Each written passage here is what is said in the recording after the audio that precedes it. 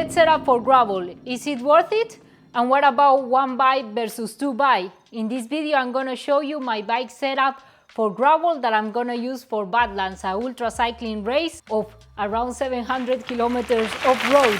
Remember, you can find all the list of items in the description below, including a list of what you need to go from a SRAM AXS into a Mullet setup and more, like suspension stem, tires that I use for my build. And if you like this video, subscribe for more adventure videos and reviews.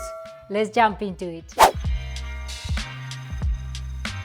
Groupset and gear ratio. After getting the spare parts I needed at all tricks, I headed to my local bike shop, Gregario Cycling Services, to help me assemble my Mullet setup. As I already had a SRAM XTR AXS on my bike, the choice was made. I only needed a few components for my SRAM AXS setup, and here is the list. First up, rear derailleur. I went for the SRAM Eagle XX1 derailleur, which is really good. I only needed a rear derailleur as is one by, then a dinner plate, a big cassette. Also SRAM Eagle XX1 cassette, 1050 teeth, so I have more gears for the steep climbs in Badlands. That's one of the main reasons I went for Mullet. First tricky section. I think I will have to walk here. And then a new chain and an upgrade for my rear derailleur cage, the Kogel Colossus oversized derailleur cage for SRAM Eagle, which is purple and matches my bike. If you're gonna upgrade, do it right, bling bling. Previously I had the Fara integrated handlebar, but I decided to switch it for Badlands because I wanted to use the Redshift suspension stem. Now they have two new sizes in the range, so they have 70 millimeters and 50 millimeters. The 70 millimeters is the one I needed to give me that position on my bike.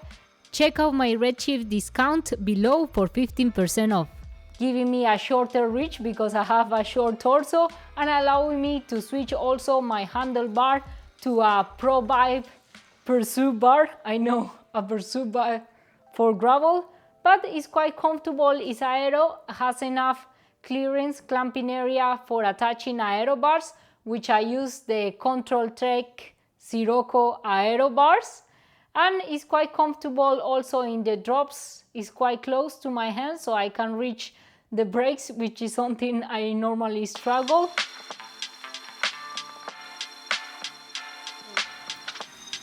Edward here from Gregario Cycling Services. Let's get this build done.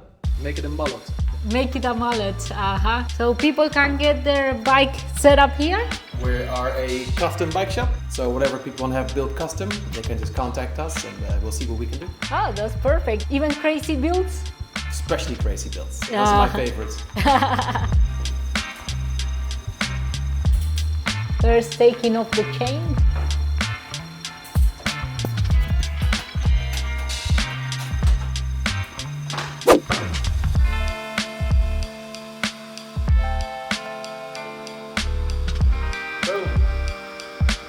Woo.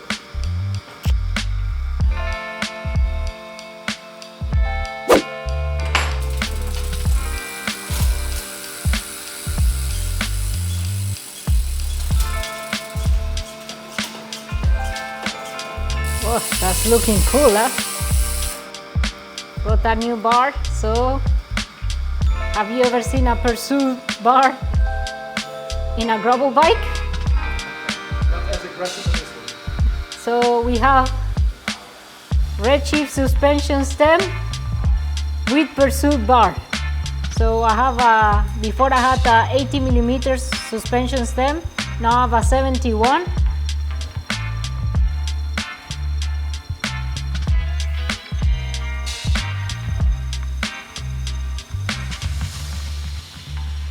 Ooh, voila!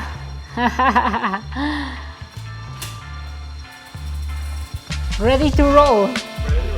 Oh, wow.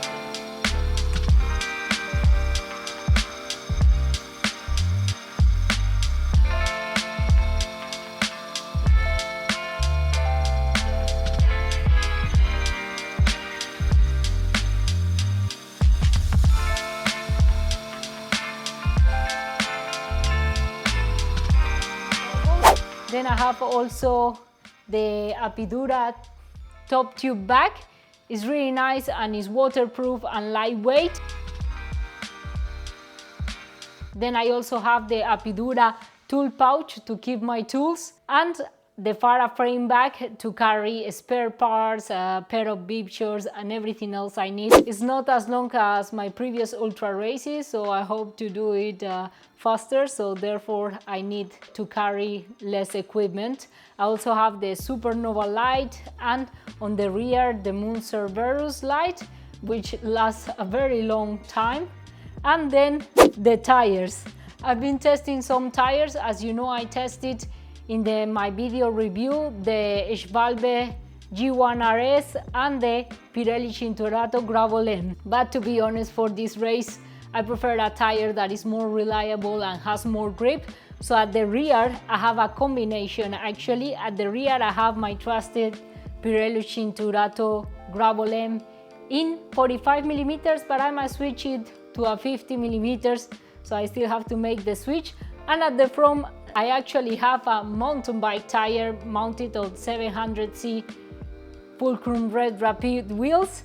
It actually fits officially, not the tire clearance, but it fits and there's still clearance, so it's really good. I don't know, I tested it on the weekend and it was really fast rolling, and on like a sand like you encounter in Badlands was like, wow, a game changer. And the grip of the Gravel M at the back is great at the corner, so it's a perfect combination. A tire with a bigger volume at the front and then a smaller one with more grip at the back. Both tires are set up tubeless using Silca sealant, and I also have a Silca Chisella mount at the front mounted to my stem because everything rattles loose in gravel, so this mount is rock solid. So I use it especially for my lights. It's super useful. Actually, I have two Garmin mounts just in case.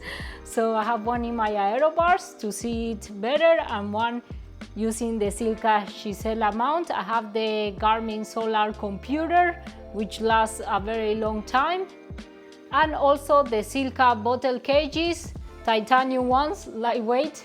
And in addition, I have my Albion cargo vest.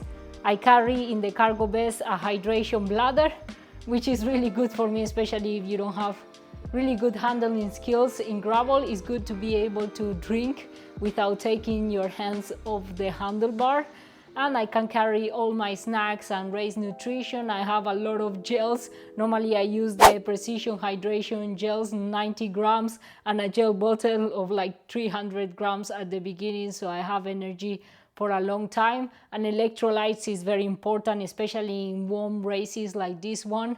Keeping hydrated is key. If you enjoyed this video, subscribe and hit the bell button below so you don't miss the upcoming reviews. And if you want to find out more about the tires and other items, check out my review playlist in the channel. You can find all the items for this build in the description below, including the links. Follow me on social media at Sherry Cycling for live updates during the races. Until the next adventure.